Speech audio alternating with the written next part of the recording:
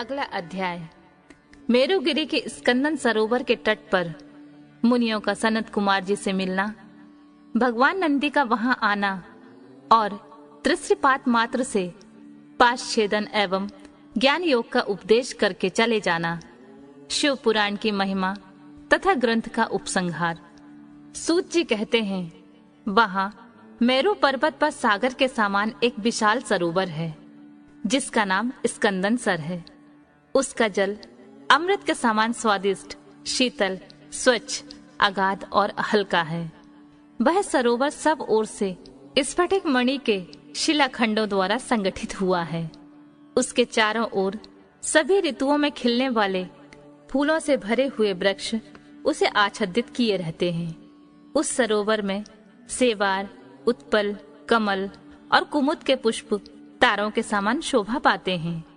उसकी तरंगें बादलों के समान उठती रहती हैं, जिससे जान पड़ता है कि आकाश ही भूमि पर उतर आया है। वहां सुखपूर्वक उतरने चढ़ने के लिए सुंदर घाट और सीढ़ियां हैं। वहां की भूमि नीली शिलाओं से आबद्ध है। आठों दिशाओं की ओर से वह सरोवर बड़ी शोभा पाता है। वहां बहुत से लोग नहाने के लिए उतरते हैं और कितने ही नहाकर निकलते रहते हैं। स्नान करके श्वेत यज्ञोपवीत और उज्जवल कोपिन धारण किए, वस्कल पहने, सिर पर जटा अथवा शिखा रखाए या मूड़ मुड़ाए, ललाट में त्रिपुंड लगाए, वैराग्य से विमल एवं मुस्कुराते मुख वाले बहुत से मुनि कुमार घड़ों में, कमलिनी के पत्तों के दौने में, सुंदर कलशों में, कमंडलुओं में तथा वैसे ही करकों, करवों आदि में अपने लिए, दूसरे के लिए, विशेषतः देव पूजा के लिए वहां से नित्य जल और फूल ले जाते हैं। वहां ईष्ट और शिष्ट पुरुष जल में स्नान करते देखे जाते हैं। उस सरोवर के किनारे की शिलाओं पर तिल, अक्षत, फूल और छोड़े हुए पवित्र दृष्टिगोचर होते हैं। वहां स्थान स्थान पर अनेक प्रकार की पुष्प बलि आदि दी जाती है। कुछ लोग सूर्य को अर्घ देते हैं और कुछ लोग वेदी पर बैठकर पूजन आदि करते हैं। उस सरोवर के उत्तर तट पर एक कल्प वृक्ष के नीचे हीरे की शिला से बनी हुई वेदी पर कोमल मृग चर्म बिछाकर सदा बाल रूपधारी सनत कुमार जी बैठे थे। वे अपने अविचल समाधि से उसी समय उपरत हुए थे। उस समय बहुत से ऋषि मुनि उनकी सेवा में बैठे थे और योगेश्वर भी उनकी पूजा करते थे। नैमिषारण्य के मुनियों ने वहां सनत कुमार जी का दर्शन किया, उनके चरणों में मस्तक झुकाया और उनके आसपास बैठ गए। सनत कुमार जी के पूछने पर उन ऋषियों ने उनसे ज्यों ही अपने आगमन का कारण बताना आरंभ किया, त्यों ही आकाश में दुदुम्बियों का तुमुल नाद सुनाई दिया। उसी समय सूर्य के समान तेजस्वी एक विमान दृष्टिगोचर हुआ, जो असंख्य गणेश्वर द्वारा चारों ओर से घिरा हुआ था। उसमें अप्सराएं तथा रुद्र कन्याएं भी थीं। वहां मृदंग, ढोल और वीणा की ध्वनि गूंज रही थी। उस विमान में विचित्र रत्न जटित चंदोबा तना था और मोतियों की लड़ियां उसकी शोभा बढ़ा रही थीं।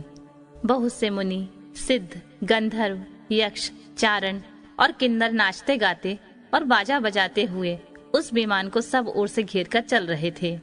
उसमें वृषभ चिन्ह से युक्त और मूंगे के दंड से विभूषित ध्वजा पताका फहरा रही थी, जो उसके गोपुर की शोभा बढ़ाती थी।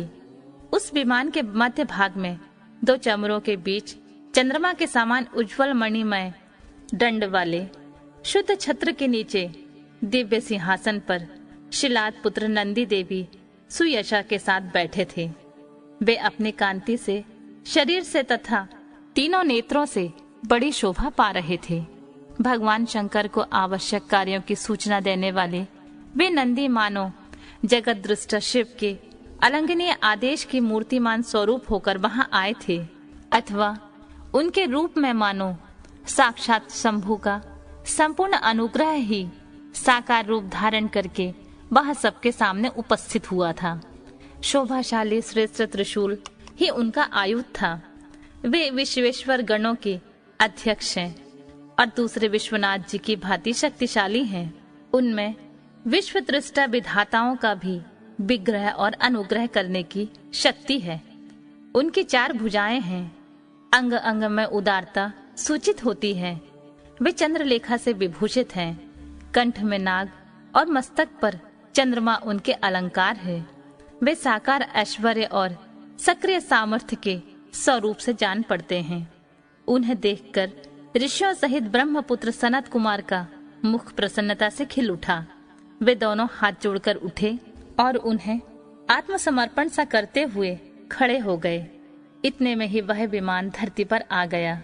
सनत कुमार जी ने देवनंदी को साष्टांग प्रणाम करके उनकी स्तुति की और मुनियों का परिचय देते हुए कहा, ये 6 कुलों में उत्पन्न ऋषि हैं, जो नैमिषारण्य में दीर्घ काल से सत्र का अनुष्ठान करते हैं। ब्रह्मा जी के आदेश से आपका दर्शन करने के लिए ये लोग पहले से ही यहाँ आए हुए हैं। ब्रह्मपुत्र सनत कुमार जी का यह कथन सुनकर नंदी ने दृष्टिपात्र मात्र से उन सबके पाशों को तत्काल काट डाला और ईश्वरीय शैव धर्म एवं ज्ञान योग का उपदेश देकर वे फिर महादेव जी के पास चले गए। सनत कुमार ने वह समस्त ज्ञान साक्षात मेरे गुरु व्यास को दिया और पूजनीय व्यास जी ने मुझे संक्षेप में सब कुछ बताया। त्रिपुरारी शिव के इस पुराण रत्न का उपदेश देकर न जानने वाले लोगों को नहीं देना चाहिए। जो भक्त और शिष्य ना हो उसको तथा नास्तिकों को भी इसका उपदेश नहीं देना चाहिए। यदि मोहवश इन अनधिकारियों को इसका उपदेश दिया गया हो तो वह नरक प्रदान करता है।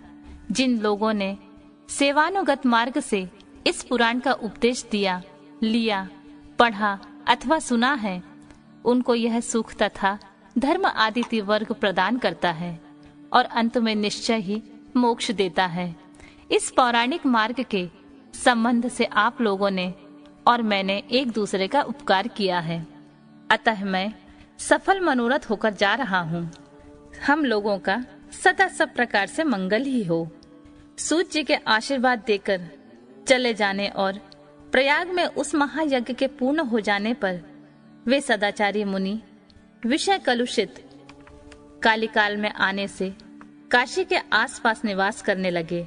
तदनंतर पाशुपात से छूटने की इच्छा से उन सब ने पूर्णतः पाशुपत व्रत का अनुष्ठान किया और संपूर्ण बोध एवं समाधि पर अधिकार करके वे अनिंद्य महर्षि परमानंद को प्राप्त हो गए।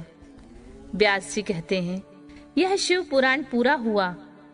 इस हितकर पुराण को बड़े आदर एवं प्रयत्न से पढ़ना और सुनना चाहिए।